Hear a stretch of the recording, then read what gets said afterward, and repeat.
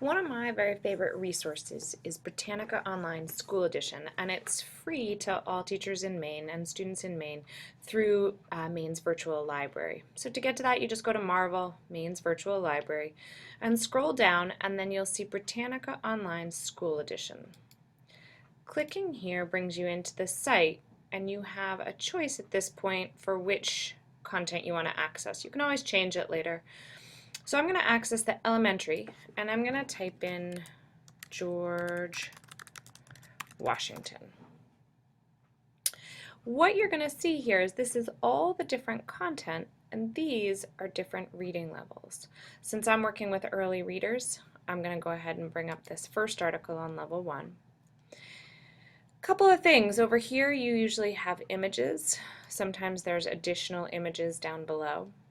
And then you've also got different chunks of content here depending on what you want students to access. Say I'm in this first portion here, introduction. I also have the ability to play it aloud. Introduction. George Washington led the American colonists to victory in the American Revolution. The other really nice functionality is for any ELL students who do have print translation of their language, the service does automatically link up to Google Translate. Now, if I go down and I select it, as anyone who's used Google Translate knows, it's imperfect. However, it can be a great support for a student to at least get a general sense of the content. If I want to turn that off, I simply can click there. Some other nice functions are that you as the teacher might find that if using this print functionality can really take away, apologies while it's loading here.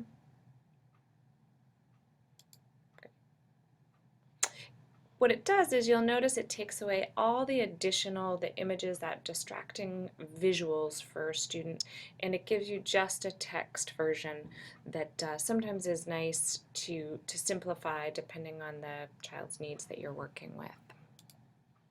The other piece that's really nice is if you click the teacher link down below, it will give you some information about the Lexile reading, and it will also help you with, choosing standard alignment and those pieces as well, so that there's a little bit more information here about ways that you can connect this and ensure that it's meeting the curriculum of your school. So again, this is a great resource, but sometimes getting kids to websites can be really tricky. So for that, I use Kwa as a QR generator. You can see that I'm logged in. Okay, I've created an account, and what I've done is I've taken the URL up at the top here, and I've copied it, and I've pasted it here. Okay, if you want to see me do it again, I'll take this out again. It will now be blank. So now I'm going to show you what it looks like. So I'm going to click that, and then I'm going to click generate. Okay. It's created a QR code that a student can use an iPad or a phone to scan.